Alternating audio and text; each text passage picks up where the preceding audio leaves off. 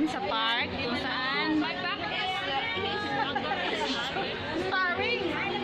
kung saan ganito talaga kami every Lord's Day before the L team start. Dito muna kami.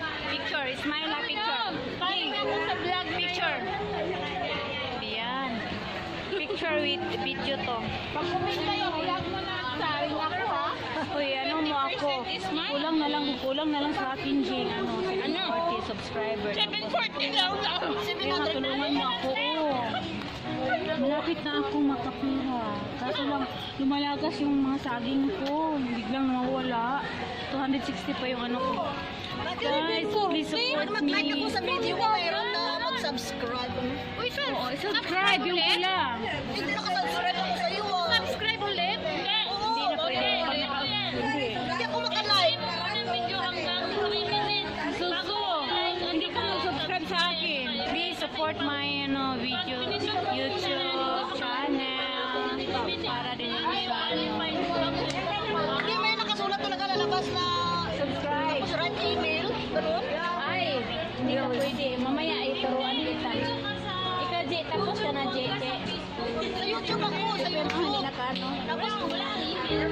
Uy, mayroon na ako yung watch hour. Paano ko man mo ah? Ang viewers ko, pinakaso lang yung subscriber ko doon ako na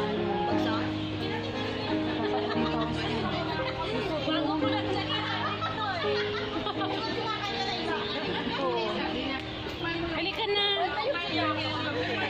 Invite mo yung vlog ko. Subscribe naman to. Huwag na lang. Madaya din invite. Sabi niya unsubscribe daw yung Ay, visit on Merlica, Kanoy Kideta, vlog, ano ba yan? Please unsubscribe. ayan. Ikaw mag-promote ito. Hindi ka kahiya. Subscribe please. Unsubscribe Dami his nag-support. vlog in YouTube. Please hit that subscribe button. Subscribe now. Unsubscribe. Kita ka ito mamaya. Tingnan ninyo. Down below. Comment down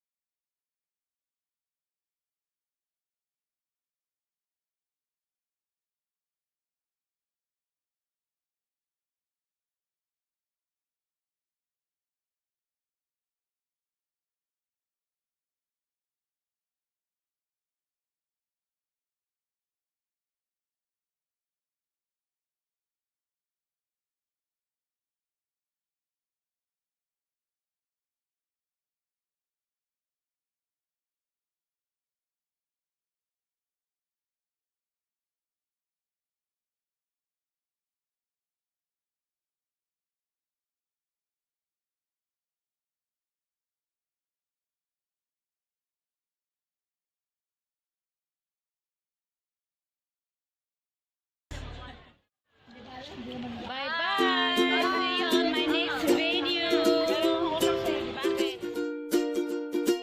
Isaiah chapter 54, verses 10 and 5. For the mountains may depart, and the hills may shake, but my loving kindness will not depart from you. And my covenant of peace will not shake, says Jehovah, who has compassion on you. For your Maker is your husband, Jehovah of hosts his name, and the Holy One of Israel. Your Redeemer he is called, the God of all the earth. This one is Jesus, our husband, Savior God. For the mountains may depart, and the hills may shake, but my loving kindness will not depart from you. And my covenant of peace will not shake, says Jehovah, who has compassion on you.